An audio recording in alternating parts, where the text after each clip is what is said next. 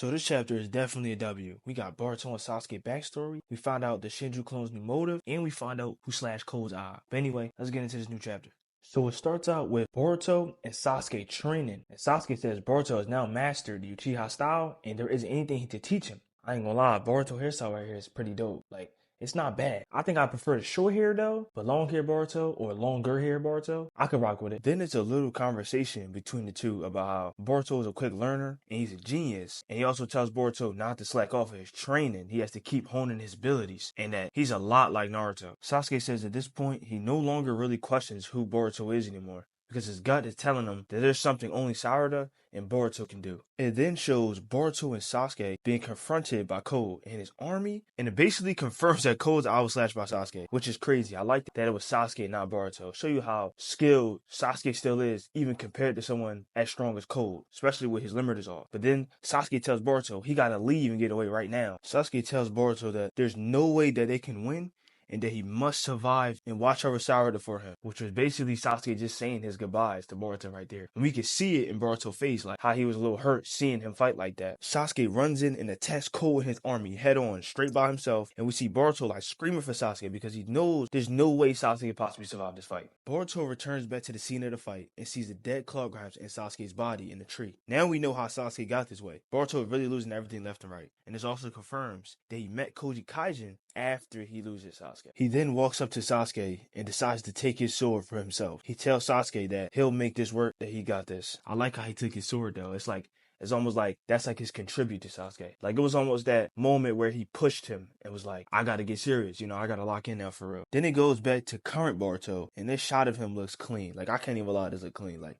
even you can't even lie, this look clean, don't it? Yeah. And we see that his sword is Sasuke's now, which is dope. It adds more of a connection and a bond between the two. But you should have looked at the determination on his face. We know Boruto gonna get this thing done. We know it. It switches to the village now, and we see some of the aftermath of the Clawgon fight. Ino Shikacho calls her Konohamaru, and they see Mogi is in the tree, meaning she's pretty much beaten. So that Shinju clone is of her, which also confirms that, if any one of you guys didn't know that already. They say she was bitten while she was shielding a mother and a child, and that's pretty much how she got up in this tree. They all agree that they can never forgive Cold or the Ten-Tails, and they will find a way to get Mogi back. We then see the Shinju clone of Mogi, and she says that she can sense Ino Shikacho's deep sadness and rage, even Konohamaru's too, which is crazy that she can do that. It really is like they are connected. All these Shinju clones are gathered in the hideout, talking how they are biologically all the same, but they're starting to become their own beings. Jura says that the goal of devouring Boruto and Kawaki is still there and hasn't changed. Jura then says that for some reason he still has an instinctual desire to devour Naruto, which is crazy because we still don't know who he is. And to me, I think it's really between Kawaki or Jigen / Ishiki. I'll explain that later. Even he has access to the cubes, or I forgot exactly what it's called, but he even has access to it that Kawaki and Jigen / Ishiki have only used. We now know Ida is watching their conversation, and she's even confused why Jura want to devour Naruto since he isn't an Otsutsuki. The two Shinju clones were also curious, but Jura says they are correct to be curious because he isn't an Otsutsuki, but since they are evolving, their instinctual drive is also changing. Jura tells them all to give into what their instincts are telling them, and by doing that, they will know who to target, hence why the chapter title is called Target. Missouri, who was the clone of Mogi, desires to target Konohamaru, and Jura thinks that's a good choice, and can even feel her own identity forming, which is kind of crazy because like how he was able to sense or even feel something like that. Hidari, which is Sasuke's clone, asks Jura what exactly are they. He says it's pointless to even think about it, and you need to just listen to your own instincts, which will help you figure out who your target is, which will lead to the formation of your own identity. This is where things get really interesting. The bug Shinju clone, not sure what his name is, but he turns his attention away from them, gets up and walks towards Ida like she's there. He stops and says he knows that Ida is watching, and stops right in front of her as if she was really in the same room as them, and he tells her that she's his target. Now, we have never seen somebody be able to detect Ida's Sharingan. Never seen it, bro. They are on a whole different level, bro.